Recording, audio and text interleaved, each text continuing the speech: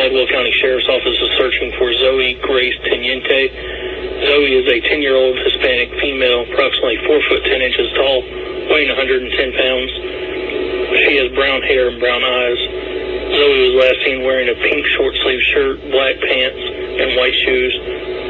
The abductor, Jan Maine Bryant, is described as a white female, 5 foot 6 inches tall, with brown hair, last seen wearing glasses and a red shirt with black pants. They were last seen leaving 2969 Playmore Beach Road, Morganton, North Carolina, in an older red two-door hatchback with Jesus Saves written in black spray paint all over the vehicle. If you have any information regarding the abduction, call Caldwell County Sheriff's Office immediately at 828-758-2324 or call 911 or star 47. Again, this is an Amber Alert